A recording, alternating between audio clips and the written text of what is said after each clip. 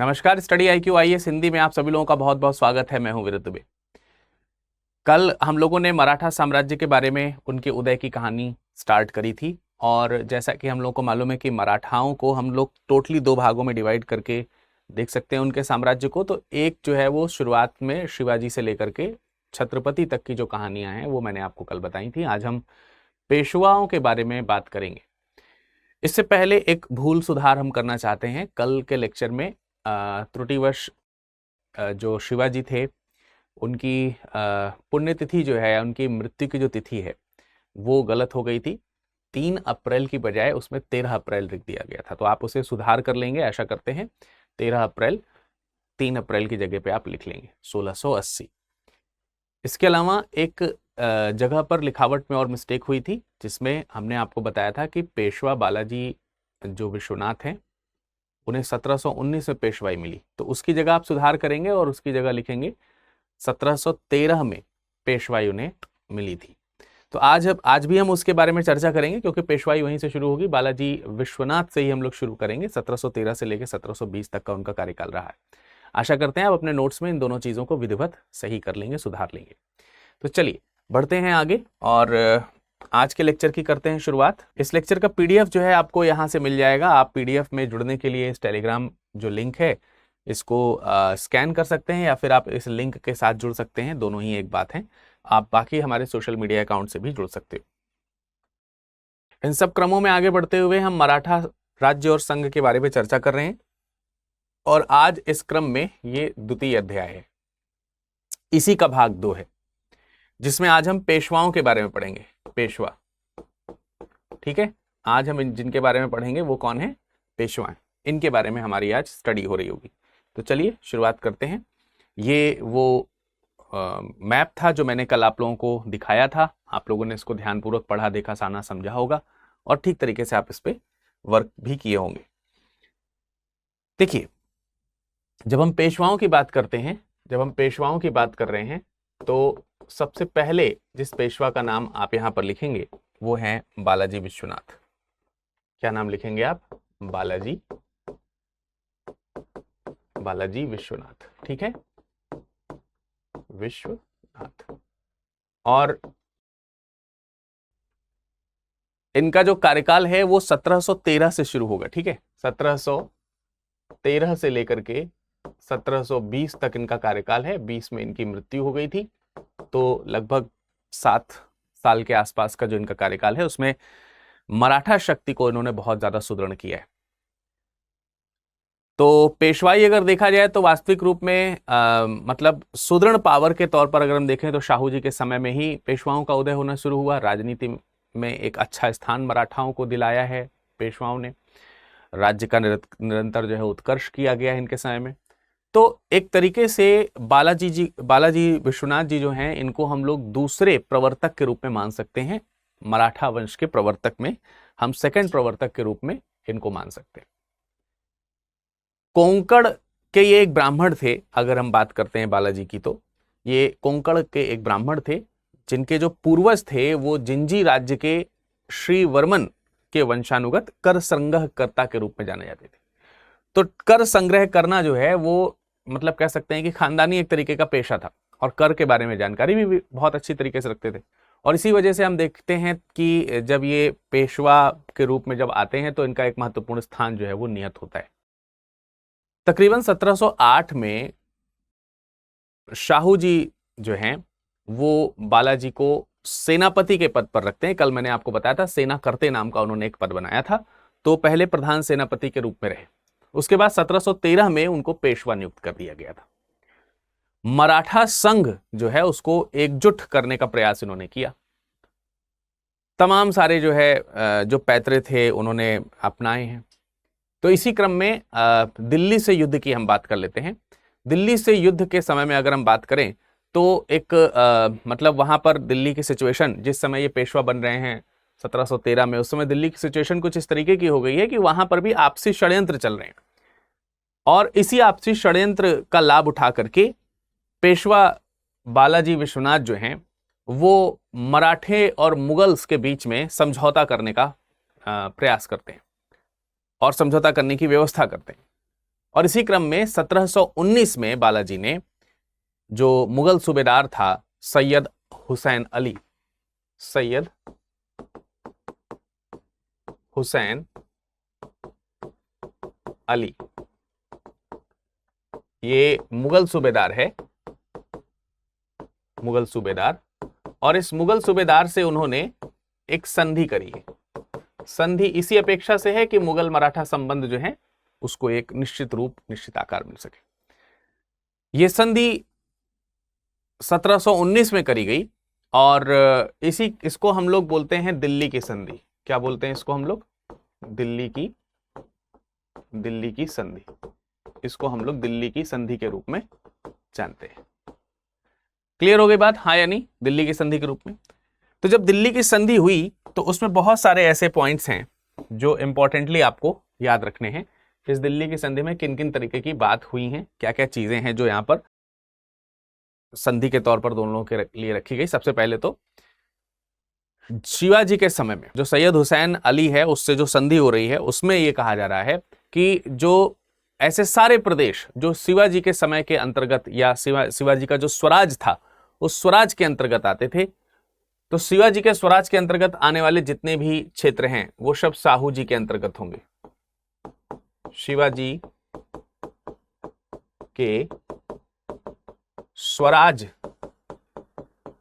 के सभी क्षेत्र, सभी जो क्षेत्र होंगे वो, अब इनके जो छत्रपति थे वो तो शाहू जी ही थे, उन्हीं के पेशवा थे। तो इन्होंने कहा कि सारे के सारे क्षेत्र जो हैं वो शाहू जी के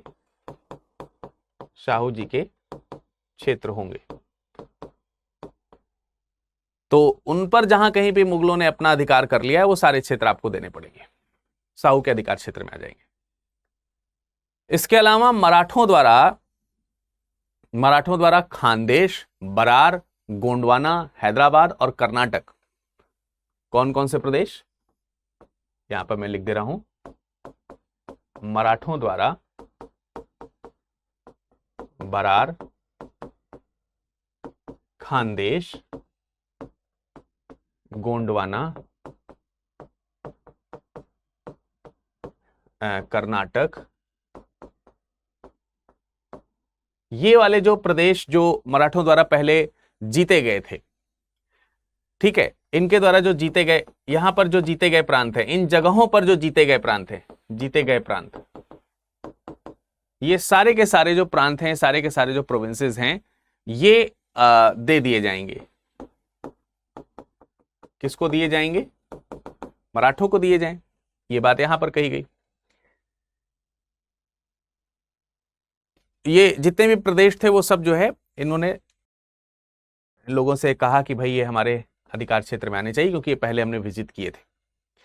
इसके अलावा 6 प्रांत ऐसे थे जहां से चौथ और सरदेशमुखी लेने का अधिकार दिया गया। तीसरे पॉइंट में चौथ और सरदेशमुखी कर एकत्र करने का अधिकार, एकत्र करने का जो अधिकार है वो आप हमें देंगे, और ये अधिकार 6 प्रांतों में दिया गया।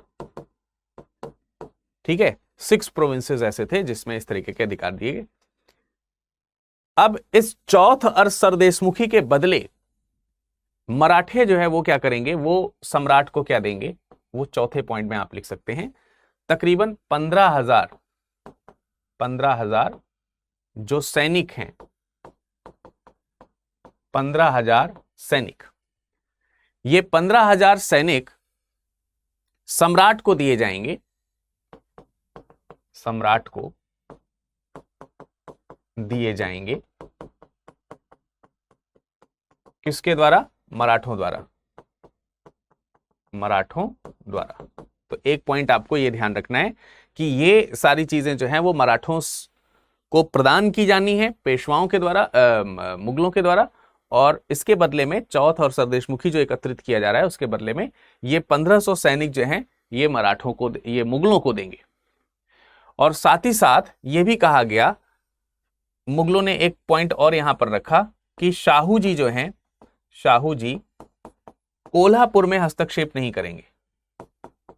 कोल्हापुर में हस्तक्षेप नहीं करेंगे, जो इनकी दूसरी शाखा थी एक तरीके से कह सकते हैं। ठीक है, ये पॉइंट आपको यहां पे समझ में आ गया। तो कुछ चीजें उधर से पॉजिटिव थी, कुछ चीजें इधर से पॉजिटिव थी।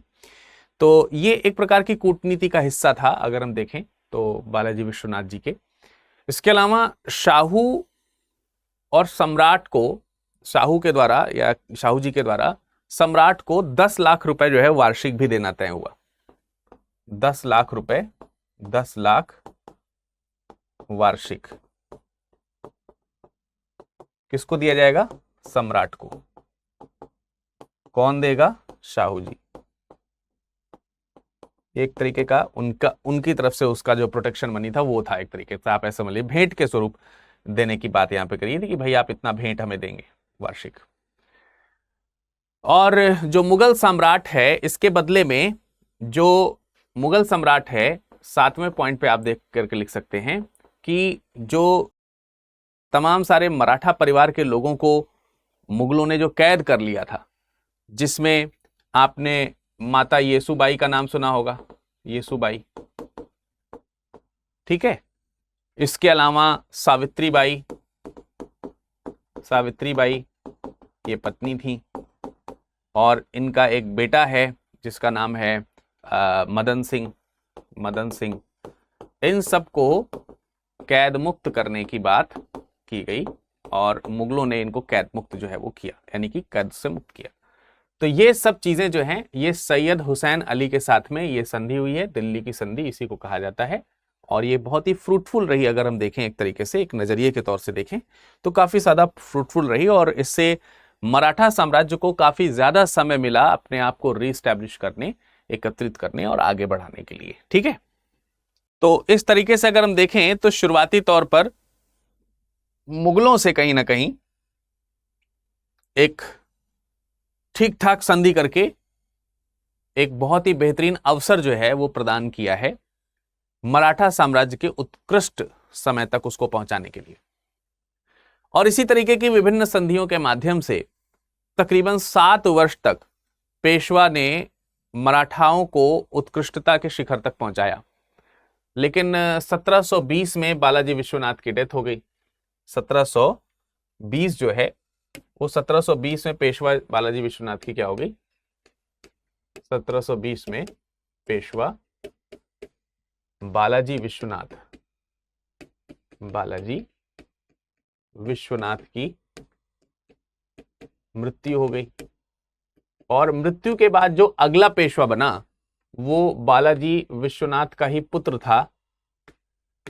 बालाजी विश्वनाथ जो हैं, इनका पुत्र है बाजीराव प्रथम, वो अगला पेशवा बना, बाजीराव प्रथम। 1720 से लेकर के तकरीबन 1740 तक जो है इनका कार्यकाल आपको देखने को मिलता है। ठीक है, 1720 से 1740 तक। और यहां पे आपने देखा कि ये 1713 से लेकर के 1720 तक लगभग इन्होंने मराठा साम्राज्य में पेशवाई की है। तो ये अगले पेशवा हुए। ठीक है, अगले पेशवा कौन बने? बालाजी विश्वनाथ के बेटे बाजीराव प्रथम। ये याद रहेगा, ये कोई कठिन बात नहीं है। ये उस समय 19 वर्ष के थे, बहुत ज्यादा बड़ी आयु नहीं है, लेकिन अपनी उम्र से ज्यादा बड़ी योग्यता जो है इनके पास में है। मराठा शक्ति को एकदम चरमोत्कर्ष पे अगर कोई ले गया तो वो यही है। इन्होंने जो मतलब पॉलिसीज क्रिएट करी उसमें 2 तरीके के उद्देश्य स्पष्ट दिखाई देते हैं। अब वो 2 तरीके के उद्देश्य क्या हैं? पहले तो आपने देखा कि मराठा जो शक्तियां हैं वो विभाजित हैं। तो इन्होंने सोचा कि ऐसी स्थिति उत्पन्न की जाए, ऐसी स्थिति को क्रिएट किया जाए सबके द्वारा मिलकर के, कि जो विभिन्न मराठा सरदार हैं वो अंततः भले ही अलग अलग रहें, लेकिन ऐसी नीड बनी रहे, ऐसी जरूरत बनी रहे कि वो एक दूसरे पर निर्भर रहें। मराठाओं का एक दूसरे पर निर्भर रहने का अर्थ यह होगा कि समय पड़ने पर ये मराठा एक दूसरे का सहयोग भी करेंगे। तो ये एक पॉलिसी थी इनकी। एक पॉलिसी तो ये थी, और दूसरी पॉलिसी ये थी कि जो विदेशी हैं और जो मुगल साम्राज्य जो डिक्लाइन हो रहा है उसका जो है लाभ उठाया जाए। तो गिरते हुए जो मुगल साम्राज्य है उसके जो खंडहर, मतलब एक तरीके से क्या बचा लास्ट में, मुगलों में कोई मजबूत मुगल शासन तो रहा नहीं। तो ये चाहते थे कि गिरते हुए मुगल साम्राज्य का लाभ लिया जाए और उस पर दिल्ली तक भारत की जो मराठों की जो शक्ति है उसको भारत में फैलाया जाए। और एक तरीके से एक अवसर की तरह इनको दिखाई दिया और इन्होंने कहा भी कि अब समय आ गया है कि विदेशियों को भारत की धरती से भगाया जाए, बाहर निकाला जाए और हिंदुओं के लिए एक अमर कीर्ति जो है वो प्राप्त कर ली जाए। तो दो तरीके के लक्ष्य जो है इसमें देखने को मिल रहे हैं। एक तो वो विदेशियों को हटाने का प्रयास करें और साथ ही साथ मुगलों की जो सत्ता है उसको एक्वायर करें और उसकी जगह पर हिंदू जो राज्य है मराठाओं का उसको एस्टैब्लिश करें। ये एक अच्छा मौका इनको यहां पर दिखाई दिया और इसी वजह से इन्होंने हिंदू पादशाही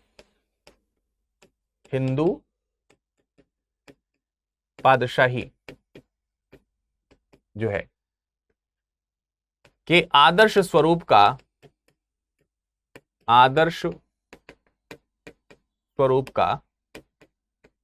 प्रचार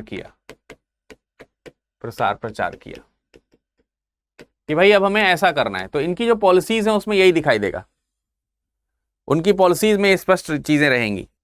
तो उनकी पॉलिसी में ये सारी चीजें स्पष्ट रूप से देखने को मिल रही हैं। हिंदू पातशाही को ध्यान में रखते हुए आगे के कार्यक्रम इनके हमको देखने को मिल सकते हैं, सिंपल सी बात है। अब ये जिस समय शासन कर रहे हैं आप देखिए, देख सकते हैं आप यहाँ पे 1720 से 1740। अब यहाँ पे थोड़ा सा अपने आप को रिवाइज करने की जरूरत है, थोड़ा सा ध्यान रखने की जरूरत है। अगर हम इनके संबंध निजामों के साथ देखें, हैदराबाद के निजाम के साथ, तो आपको मालूम है कि 1724 में हैदराबाद का जो निजाम है वो कौन बना है? निजामुल मुल्क, है ना, निजाम उल मुल्क। और निजामुल मुल्क जो है इसकी जब मृत्यु हो जाती है, ये स्वतंत्र हैदराबाद की एस्टैब्लिशमेंट की मतलब चाहत रखता है। लेकिन मृत्यु से पहले भी अगर हम स्थिति देखें तो निजामुल मुल्क के साथ सिचुएशन ये है कि जब ये स्वतंत्र हैदराबाद को एस्टैब्लिश कर रहा है, स्वतंत्र हैदराबाद राज्य की जब ये स्थापना कर रहा है, तो उस समय इसको एक भय भी है और भय जिनसे है वो मराठा ही है। और इसी भय से प्रेरित होकर के इसने मराठाओं का जो दूसरा गुट है, जो कोल्हापुर वाला जो गुट है, उनको प्रोत्साहित करना शुरू किया। यहां तक कि 1725-26 के आसपास जो संभाजी द्वितीय, जो कोल्हापुर गुट वाले गुट से अगर देखा जाए छत्रपति हैं जो, उनको इन्होंने सैनिक सहायता भी दे दी। अब अगर आपने इनको सैनिक सहायता दे दी तो इसका मतलब ये हुआ कि आप जो प्रमुख पेशवाई है उससे आप मतलब उस कहीं ना कहीं उससे आप पंगा ले रहे हैं। खैर 1728 में पालखेड़ा का युद्ध हुआ इसी सब स्थितियों को लेकर के निजामुल मुल्क के साथ में, और निजाम जो है इसमें हार गया। और पालखेड़ा के युद्ध के बारे में मैंने निजामुल मुल्क के समय में जो बातें हैं उस समय तब मैंने आपको बताई थी। और फिर आपको याद दिला दूं कि 1728 में एक संधि हुई थी जिसे मुंशी शिवगांव की संधि कहा गया था। याद आ रहा है? 1728 में मुंशी शिवगांव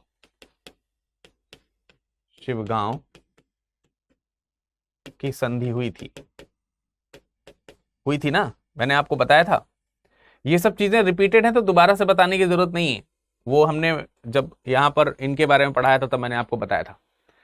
तो इस तरीके से अगर आप देखें तो ये जो पेशवा हैं, ये जो निजामुल मुल्क है या फिर जो निजाम है हैदराबाद के, उनके साथ में भी अपने संबंधों को स्ट्रांग रखना चाह रहे हैं और ऐसा स्ट्रांग रखना चाह रहे हैं कि इनके ऊपर पूरा अपना अधिकार जो है वो रख सके।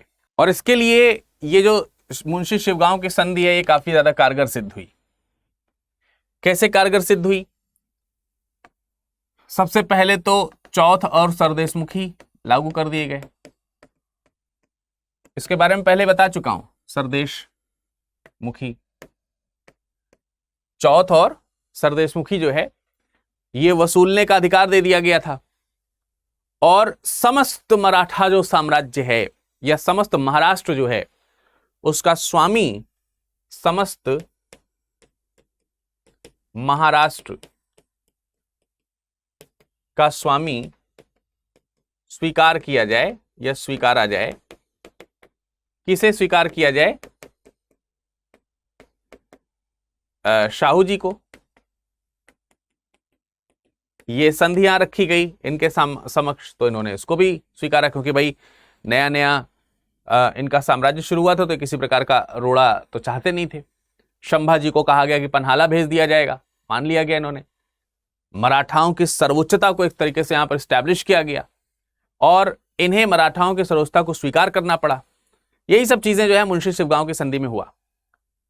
लेकिन निजाम जो था इस संधि के बावजूद भी अपनी हार को पूर्णतः स्वीकार नहीं कर पाया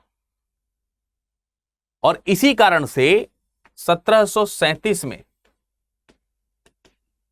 1737 में, क्योंकि निजाम पिछली वाली संधि में, मुंशी शिवगांव की संधि में बहुत सारी चीजें स्वीकार कर लिया, लेकिन उसने यह स्वीकार नहीं किया कि हम मतलब अपनी हार नहीं स्वीकार करी। और इसीलिए 1737 में भोपाल के पास में इसने सेना इकट्ठी करी। भोपाल के पास इसने सेना इकट्ठी करी इसी निजाम ने, और इसमें मोहम्मद शाह का साथ लिया। मोहम्मद शाह कौन है? मोहम्मद शाह इस समय मुगल बादशाह है। तो मोहम्मद शाह ने अपनी कुछ मुगलों की सेना लिया, भेजा, सहायता प्राप्त करी और एक बड़ी सेना जो है भोपाल के पास में खड़ी कर दी कि अब जो है युद्ध होगा आमने सामने। लेकिन इससे पहले कि ये कुछ कर पाता, इतनी तेजी से बाजीराव प्रथम ने एक्शन लिया कि जो पूरा का पूरा जो मुगल सेना था उसको घेर लिया गया और बगैर लड़े ही यहां पर काम खत्म हो गया। 1738 में दुराई सराय की संधि हुई। इसी कारण जो है 1738 में एक संधि हुई, 1738 में दुराई सहाय संधि। और ये वाली जो संधि हुई, इस संधि से फाइनली अगर देखें, निजाम ने जो मराठा की जो आधिपत्य है उसको स्वीकार, आधिपत्य का मतलब अपनी हार जो है स्वीकार करा। और हार जब स्वीकार किया तो एक तो इनके हाथ से मालवा निकल गया, मालवा क्षेत्र चला गया। दूसरा, नर्मदा और चंबल जो नदी है, नर्मदा एवं चंबल नदियों के बीच का जो स्थान है, नदी के बीच का क्षेत्र, बीच का जो क्षेत्र है वो क्षेत्र भी इनके हाथ से निकल गया, वो क्षेत्र भी चला गया। 50 लाख रुपया जो है वो बाजीराव को प्राप्त हुआ। कितना रुपया प्राप्त हुआ? 50 लाख रुपए प्राप्त हुए। और ये सब मराठों के हक में आ रहा है और इसी के कारण जो है पूर्ण, कह सकते हैं पूर्ण रूप से हार स्वीकार की। तो यहां पर पराजय जो है वो स्वीकार कर लिया है, अपनी पराजय को स्वीकार कर लिया। पहले वाले में नहीं किया था। मुंशी शिवराज की जो संधि हुई थी, यहां पर मैंने आपको दिखाया, मुंशी शिवगांव की जो संधि हुई थी उसमें चीजें मानी लेकिन हार स्वीकार नहीं करी थी। तो इस तरीके से अगर आप देख रहे हैं तो 1738 में ये जो क्षेत्र हैं ये इनको मिल गए। और लगातार मैंने आपको कहा कि जब बाजीराव प्रथम गद्दी पर बैठा तो उसने भी राज्य विस्तार बहुत ज्यादा किया है। एक तरीके से मराठाओं का जो सर्वोच्च स्थान है वो इन्होंने ही दिलवाया, एक तरीके से देखा जाए तो। 1738 में गुजरात को भी मराठा में शामिल कर लिया गया। 1738 में ही गुजरात भी शामिल हो गया, गुजरात मराठा में शामिल हुआ। ठीक है, ये चीज आपको ध्यान रखनी है। अब गुजरात जो मराठों में शामिल हो गया है, इनकी अगर हम बात करें तो एक तरीके से एक्सपेंशन हुआ, वो भी पश्चिमी क्षेत्रों में एक्सपेंशन हुआ। इसी समय आपने देखा कि मालवा विजय 1738 में हो ही चुकी है, तो मालवा भी प्राप्त है, अब गुजरात भी प्राप्त है। मालवा बहुत इंपॉर्टेंट जगह है, मालवा में आज के समय का अगर देखा जाए तो उज्जैन, विदिशा और जो सागर वाला जो क्षेत्र है वो सारा क्षेत्र आता है। और एक तरीके से ये उत्तर भारत को मराठाओं से जोड़ने का काम करता था ये हिस्सा, तो ये काफी इंपॉर्टेंट था जो मालवा इनके पास आया। इसके बाद हम बात करते हैं तो बुंदेलखंड, बुंदेलखंड भी प्राप्त किया। अब बुंदेलखंड कैसे प्राप्त किया है इसके ऊपर अगर हम चर्चा करें थोड़ी सी, तो बुंदेलखंड, बुंदेलखंड के पीछे मेन वजह यह है कि 1728 के आसपास अगर देखें तो मुगलों ने, मुगल जो थे उनके खिलाफ बुंदेलखंड के राजा छत्रसाल ने मराठों से सहायता मांगी और इसी कारण 1728 में ही, इससे पहले की बात हो गई, 1728 में मुगलों से जो बुंदेलखंड है, बुंदेलखंड छीन कर किसको दे दिया? छत्रसाल वहां के राजा थे, छत्रसाल को दिया। और जब छत्रसाल को दिया तो छत्रसाल ने बदले में बहुत सारी जगहें जो हैं इनको दी। इसमें कालपी है, सिरोज है, सागर है, भाटा है, कूच है, झांसी है, ये सब जो है छत्रपाल ने पेशवा को निजी जागीर के तौर पर दे दिया। तो बहुत सारी जगहें जो है छत्रसाल ने दिया निजी जागीर के तौर पर, निजी जागीर के तौर पर तमाम सारी जगहें दी हैं। जैसे कि कुछ जगहों के नाम मैं यहां पर लिख दे रहा हूं, जैसे कि आपको कालपी मिल गया, आपको सिरोज मिल गया, आपको भाटा मिल गया, आपको कूच मिल गया, आपको झांसी मिल गई,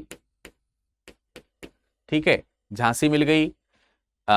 इसी तरीके से तमाम सारे जो राज्य थे वो आपको यहां पर निजी संपत्ति के तौर पर दे दिए गए। तो एक तरीके से बुंदेलखंड के भी काफी बड़े हिस्से पर इन्होंने जो है वो कब्जा कर लिया है, गुजरात जीत लिया है, मालवा जीत लिया है, बहुत सारे जो प्रांत हैं वो आपने यहां पर अभी तक कवर कर लिए हैं। ठीक है, ये पॉइंट सबको समझ में आ गया, हाँ या नहीं? क्लियर है? अब बढ़ते हैं आगे। और आगे बढ़ने से पहले एक छोटा सा पॉइंट मैं आपको यहां पर और बता देना चाहता हूं।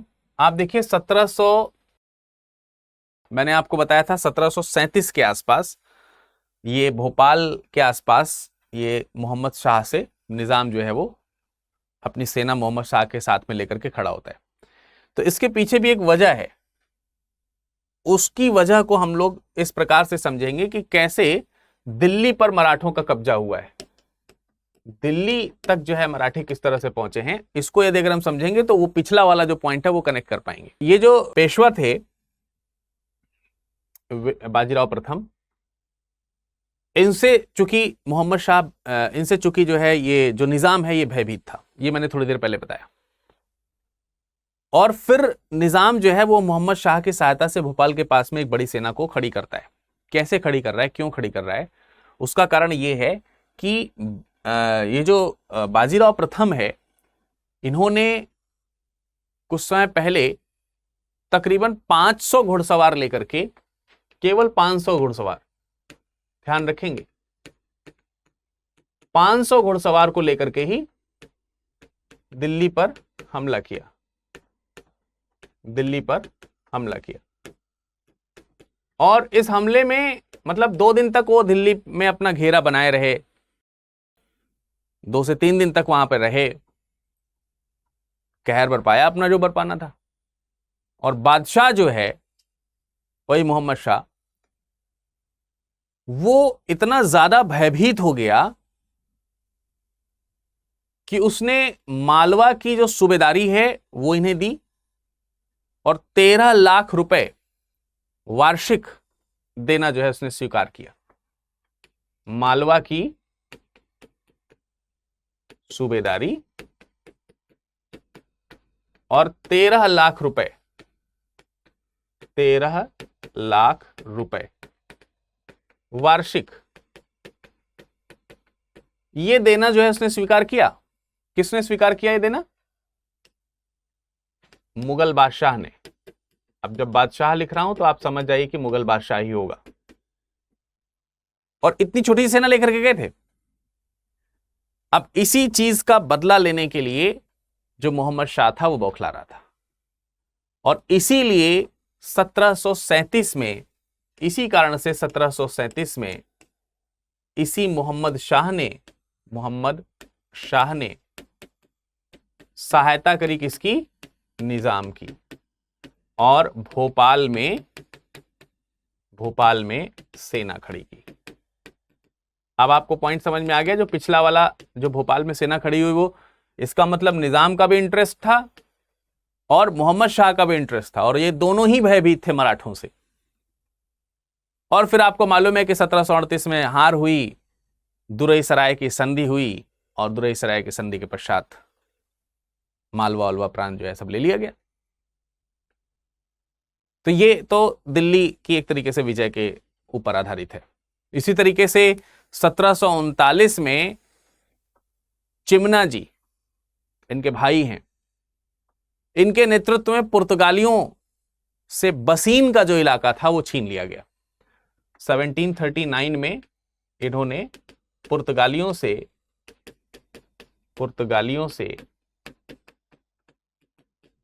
बसीन जो है वो छीन लिया, बसीन प्राप्त किया।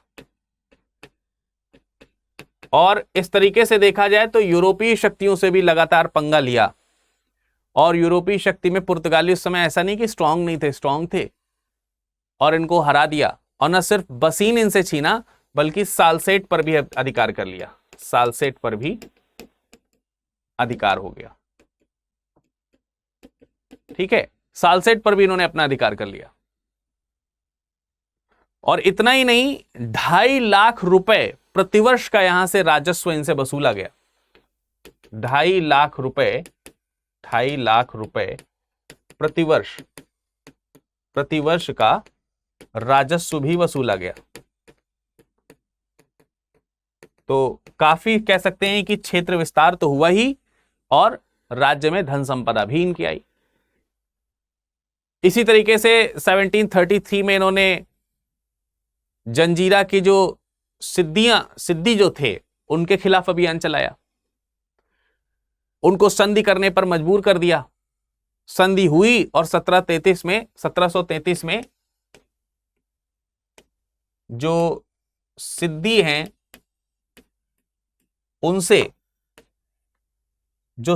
उनसे जो है वो संधि करी, और संधि करके वापस आ गए। लेकिन कुछ समय बाद सिद्दी जो है वो संधि करने की जो शर्तें थी उनको मतलब नामंजूर कर दिया। और इसी कारण 1736 में, और संधि जब ब्रेक हुई तो 1736 में चिमना जी ने ही प्राप्त किया है पुर्तगालियों से, उनके भाई हैं। तो ये चिमना जी अप्पा या चिमना अप्पा के नाम से इनको जाना जाता है। इन्होंने सिद्दी जो है उसको जो है पराजित किया। ठीक है, सिद्दी साध जो है उसको पराजित कर दिया, युद्ध में मार डाला, और मार करके जो कोंकण तक का जो प्रदेश है वो पेशवा के प्रभुत्व में आ गया।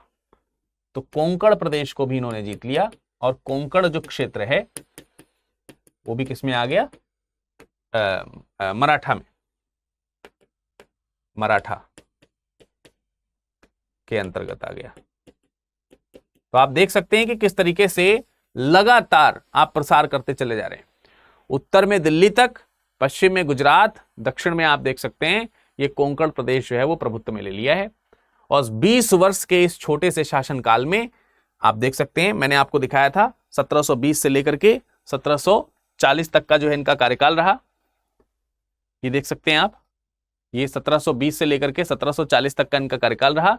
और इस कार्यकाल में इतने सारे काम जो है उन्होंने किए। हैदराबाद के बहुत बड़े प्रोविंसेस को तो उन्होंने जीता ही, बुंदेलखंड को ही प्राप्त किया है, तमाम सारी मतलब जो जगह हैं वो यहां से इन्होंने ऑक्यूपाई कर ली। अब इसके बाद जो अगला पेशवा हुआ, नेक्स्ट जो पेशवा हुआ, तो बाजीराव प्रथम आपने देखा, अभी एक पेशवा।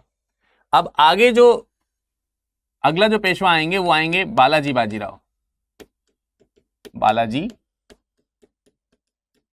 बाजीराव। और ये 1740 से लेकर के 1761 तक जो है इनका कार्यकाल रहेगा। तो पहले बालाजी विश्वनाथ के बारे में पढ़ा, फिर बाजीराव प्रथम के बारे में आपने पढ़ा, और अब आप बालाजी बाजीराव के बारे में पढ़ रहे हैं। और ये बालाजी बाजीराव जो हैं, ये बाजीराव जो प्रथम हैं, बाजीराव जो फर्स्ट हैं, इनके बड़े बेटे हैं, बड़े बेटे। ये चीज भी आपको यहां पर थोड़ा सा ध्यान रखना है। इनके बड़े बेटे जो हैं वो बालाजी बाजीराव हैं। इन्हीं को, यही जो है, इन्हीं को नाना साहब के नाम से भी जाना जाता था, नाना साहब, ठीक है, नाना साहेब। इन्हीं को हम लोग नाना साहेब के नाम से भी जानते हैं, नाना साहब के रूप में भी काफी प्रसिद्ध रहे। लेकिन दिक्कत यहां पर यह है कि शाहू जी के एक सेनापति थे जिनका नाम था रघुजी भोसले। रघुजी भोसले जो है वो इनको पेशवा की गद्दी पर नहीं बैठे हुए देखना चाहते थे, लेकिन शाहू जी ने इस सब बात को किनारे करके अंततः जो है, और दूसरे भी कुछ मराठा सरदार थे जो इस बात के विरोधी थे, लेकिन इनको जो है पेशवा जो है नियुक्त किया गया।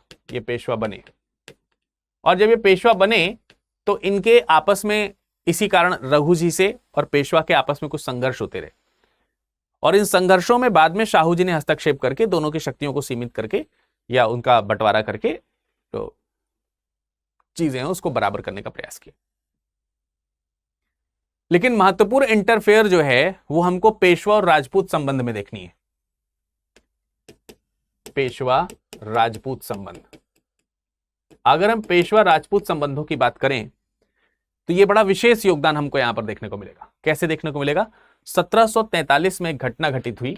1743 में जयपुर के जो राजा थे, जयपुर के राजा थे जय सिंह, इनकी जो है वो डेथ हो गई, मृत्यु हो गई। इनकी क्या हो गई?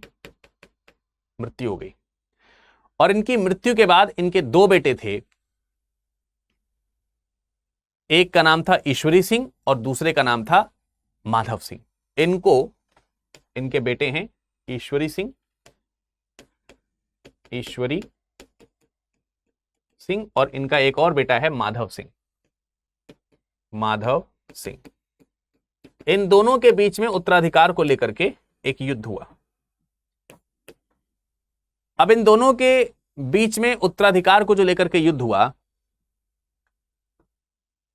उस युद्ध में जो संघर्ष हुआ, उस संघर्ष में जगत सिंह जो कि मेवाड़ का राजा था, तो मेवाड़, बूंदी और कोटा के जो राज्य थे, मेवाड़, बूंदी और कोटा के जो राजा थे, इन राजाओं का साथ जो है किसने लिया? माधव सिंह ने लिया। और इधर जो ईश्वरी सिंह है उसने मराठा सरदारों का साथ लिया। इसमें मल्हार राव होलकर और जो सिंधिया हैं उनका साथ इन्होंने लिया गया। होलकर और सिंधिया, ये जो मराठा हैं, ये मराठाओं की ब्रांचेस हैं, इनका जो है इन्होंने साथ लिया है। मल्हार राव होलकर इसमें विशेष रूप से नाम रहेगा। तो एक तरफ आप देख सकते हैं कि जो दूसरे राजपूताना राज्य हैं उनका साथ माधव सिंह ने लिया है, और मराठों का जो साथ है वो ईश्वरी सिंह को प्राप्त हुआ है। और मराठों की सहायता प्राप्त करके ईश्वरी सिंह विजयी हुआ, और ये जो माधव सिंह है इसको पराजय देखनी पड़ी, ये पराजित हुआ। सहायता किसने ली थी मराठों की? ईश्वरी सिंह ने। और इसलिए ईश्वरी सिंह ने जब सहायता ली थी तो एक वादा भी किया है, एक वादा किया है, और वादा यह था कि 3 लाख रुपए, 3 लाख रुपए हम मराठों को देंगे, मराठों को देंगे, और ये आपस में आप बांट लीजिएगा। तो ये जो 3 लाख रुपए है, इसको लेकर के ये होलकर और सिंधिया के बीच में संघर्ष शुरू हो गया। किसके किसके बीच में? ये इसको लेकर के, इस चीज को लेकर के होलकर और सिंधिया संघर्ष हुआ। ये ध्यान रखना है आपको, होलकर सिंधिया संघर्ष हुआ। और जब ये होलकर सिंधिया संघर्ष हुआ तो होलकर जो हैं वो माधव से जा मिले। यहां पर आपको ध्यान रखना है, होलकर माधव से, माधव जो सिंह था उससे मिल गए। ठीक है, यानी कि ये जो होलकर अभी माधव सिंह के जो खिलाफ थे, वही होलकर अब माधव सिंह के साथ हो गए।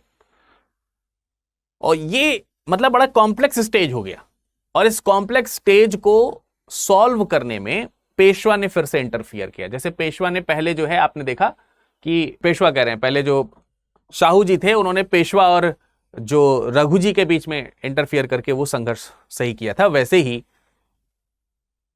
सिंधिया और होलकर का जो ये संघर्ष चल रहा था, इस सिंधिया होलकर संघर्ष को समझौता करा करके पेशवा ने क्या कर दिया, ये होलकर सिंधिया संघर्ष जो चल रहा है, जिसमें से होलकर माधव सिंह का साथ देने लगे, इस संघर्ष को शांत कराया है पेशवा ने इंटरफियर करके। पेशवा कौन है ये तो आपको ध्यान रख समझना है ना, बालाजी बाजीराव है पेशवा। पेशवा ने हस्तक्षेप कर होलकर और ये सिंधिया, इनके बीच में समझौता करा दिया। इनके बीच में क्या कराया, इनके बीच में समझौता करा दिया। और जब ये समझौता हुआ तो कुछ ही दिन चला, और कुछ दिन बाद जो है समझौता यानी कि जो संधि जो है वो टूट गई। फिर जो है इनके आपस में झगड़े होने लगे, ईश्वरी और माधव सिंह के। और इन सब झगड़ों से परेशान होकर के अंततः जो है ईश्वरी सिंह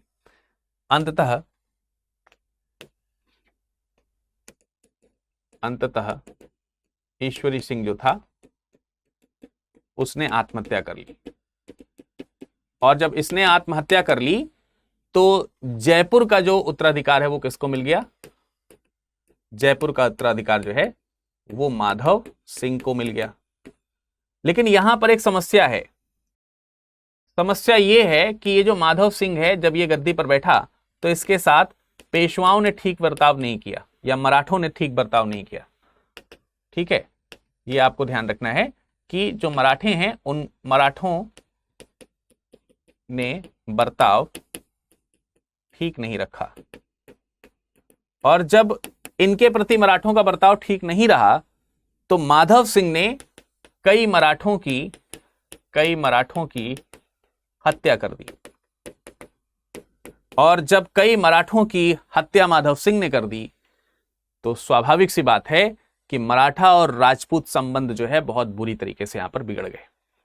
तो ये एक चीज हमको थोड़ा सा देखने को मिलता है कि मराठा और राजपूत संबंध जो है वो यहां पर बिगड़े। और इससे यह भी स्पष्टता साबित हो जा रही है कि मराठाओं के अंदर जो अलग अलग सरदार हैं, तो इधर चाहे छत्रपति या फिर पेशवा के रूप में दिख रहे हो, या होलकर या सिंधिया के रूप में दिख रहे हो, ये मजबूत होने के बावजूद भी यूनिटी जो है वो बना करके नहीं दिखा पाए। और अंततः आपने देखा कि मराठा और राजपूत संघर्ष जो है वो शुरू हो जाएंगे यहीं से, जिनका फायदा बाद में ब्रिटिशर्स जो है उठाएंगे। तो ये तो भाई आपने देखा कि किस तरीके से मराठा और राजपूत का संबंध रहा और किस तरीके से मराठा राजपूत संबंधों में कटुता आई। लेकिन अगर हम मराठा और निजाम संबंध की बात करें, देखिए कई सारे जो रिलेशंस हैं वो हमने आपको दिखाया। यहां पर पेशवा राजपूत संबंध मैंने आपको दिखाया। इसके पहले मैंने बहुत ही सीमित शब्दों में आपको जो पेशवा बने हैं इनका किस तरीके का जो संबंध था, आंतरिक जो संबंध थे वो किस तरीके से खराब हुए थे रघु जी के साथ में, पेशवा और रघु जी संबंध जो था वो किस तरीके से मतलब खराब था, और फिर उसे ठीक करने का प्रयास जो है वो शाहू जी ने किया, उसको ठीक किया। लेकिन अब हम इन संबंधों की कड़ी में जब हम आगे बढ़ेंगे तो हम जानेंगे कि पेशवा और निजाम संबंध जो है, या मराठा निजाम संबंध जो है, पेशवा और निजाम संबंध जो है वो किस प्रकार के थे, इनके समय में कैसे संबंध बने। पिछले वाले में तो मैंने आपको बताया कि भाई पराजित हुए थे। अब देखिए हैदराबाद में जब निजाम जो है वो कहां के, हैदराबाद के।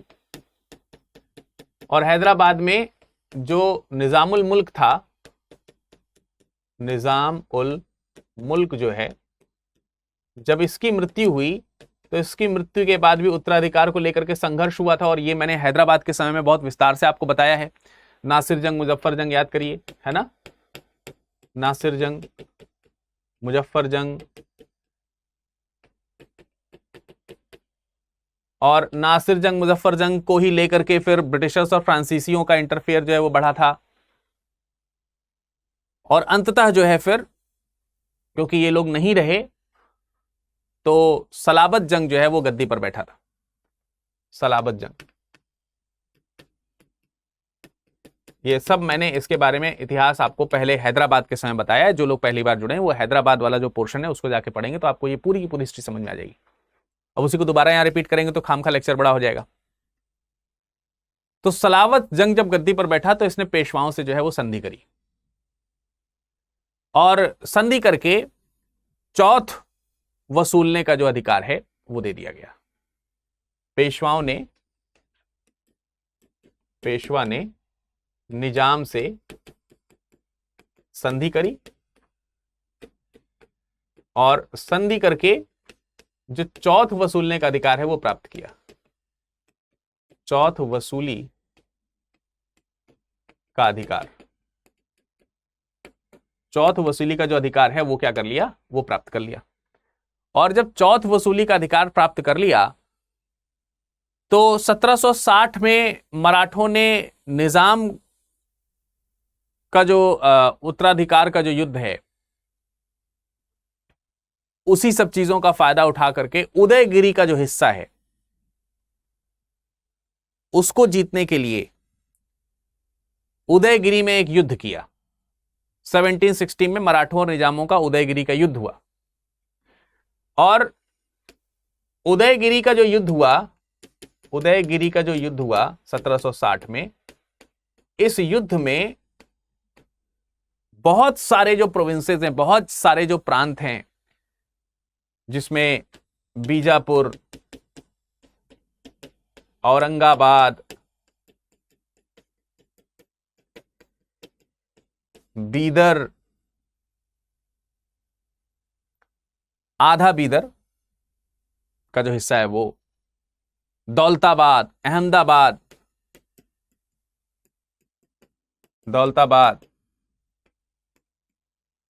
अहमदाबाद करें, अहमदनगर, अहमदाबाद तो गुजरात का हिस्सा हो गया, असीरगढ़, ये सब जो प्रांत हैं, बुरहानपुर, इतनी सारी जगहें इस युद्ध के बाद जो है यहां सबके जो दुर्ग थे, इन सारे दुर्गों को जीता या प्राप्त किया। और इस तरीके से जो मराठा साम्राज्य उसका बहुत बड़ा एक्सपेंशन यहां पर किया गया। तो दक्षिण से बहुत बड़ा फायदा यहां पर फिर से मिल गया, और ये वाला जो फायदा मिला है ये किसके अंतर्गत मिला है, ये मिला है बाजीराव प्रथम के समय में। अब जरा देखिए दक्षिण पश्चिम इन सब में एक्सपेंशन के बाद ये फिर से दिल्ली की तरफ चले, और दिल्ली की तरफ चलने का मतलब ये था कि अब ये उत्तर में प्रसार करना चाह रहे थे। पहले भी मुगलों की कमजोरी मराठों के सामने आ चुकी थी, और इस तरीके से अगर देखा जाए तो अहमद शाह जो गद्दी पर बैठा हुआ था उस समय, इनके समय में अहमद शाह गद्दी पर बैठा है। अहमद शाह से इनकी संधि हुई। अहमद शाह मुगल बादशाह है, और उस अहमद शाह से इन्होंने क्या करी, संधि करी, ये 1752 में। और 1752 में ये संधि करके, 1752 में इस तरीके की संधि करके अहमद शाह के साथ में चौथ वसूलने का जो अधिकार है वो प्राप्त कर लिया। संधि करी, उस संधि में क्या हुआ, चौथ वसूलने का अधिकार प्राप्त किया। एक तो बात ये हुई, चौथ वसूलने का अधिकार प्राप्त कर लिया। 1754 में मराठा नेतृत्व जो है वो रघुनाथ राव के द्वारा किया जा रहा था, और रघुनाथ राव जो है 1754 में रघुनाथ राव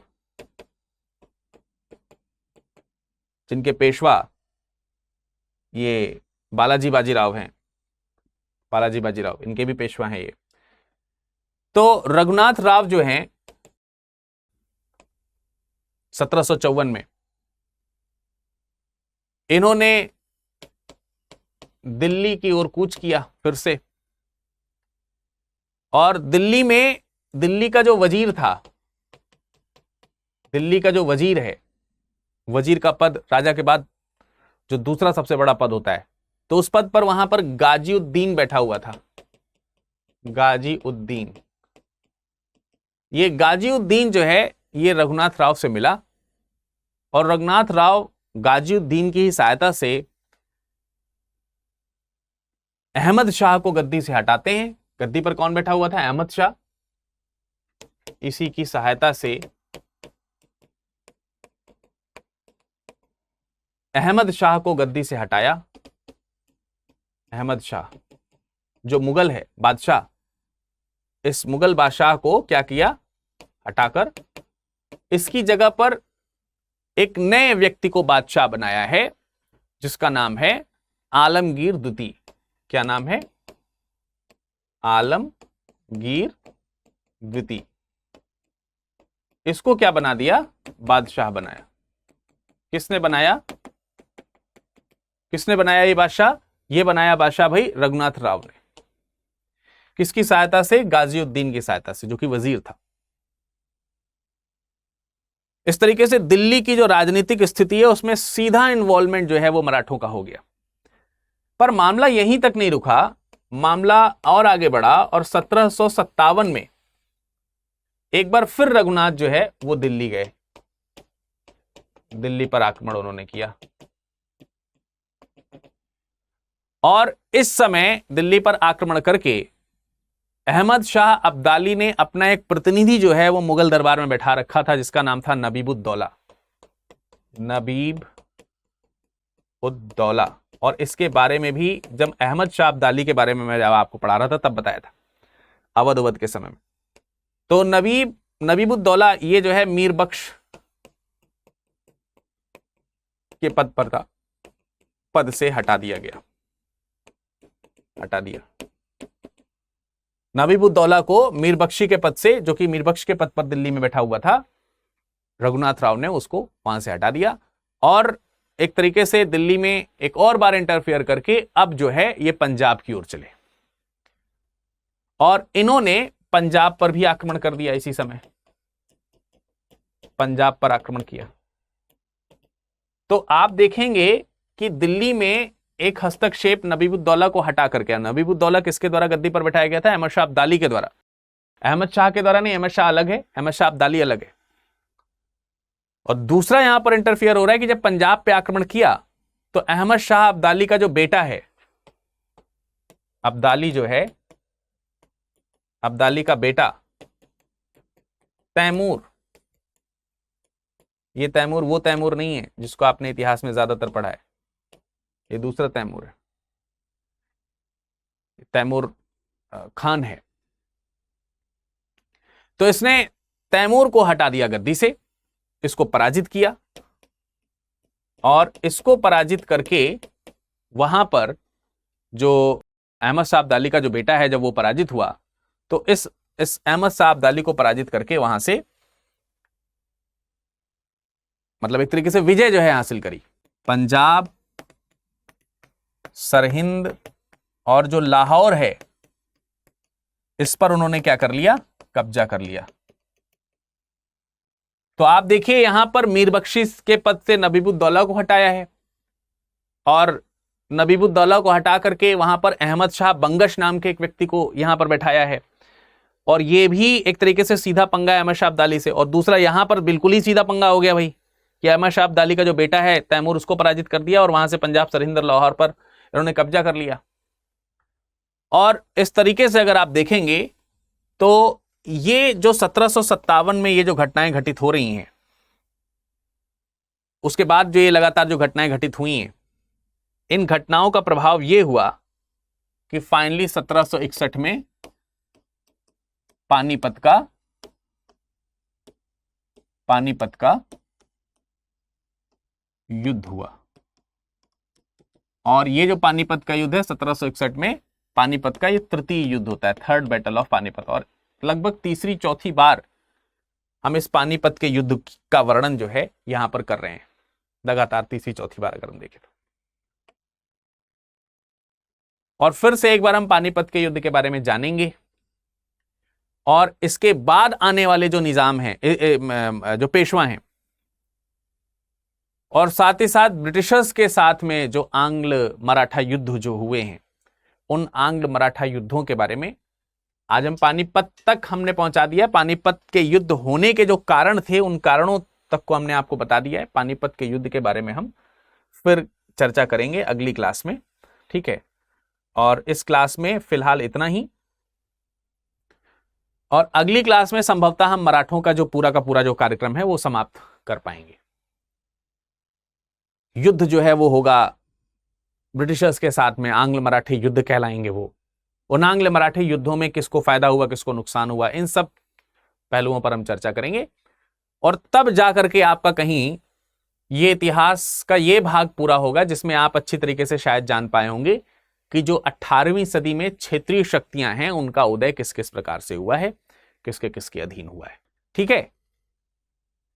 तो आज के इस लेक्चर की पीडीएफ अगर आप पाना चाहते हैं तो यहां पर जुड़िए टेलीग्राम पर विरत दुबे 01, और अपनी भावनाओं को व्यक्त करना चाहते हैं, सोशल मीडिया से आप हमारे साथ जुड़ना चाहते हैं, तो आप हमें फेसबुक और इंस्टाग्राम दोनों पे इसी नाम से संपर्क कर सकते हैं। तो फिलहाल भाई आज इतना ही, फिर मुलाकात करेंगे आप लोगों से कल शाम 5:30 बजे अगले भाग में। तब तक के लिए नमस्कार, धन्यवाद।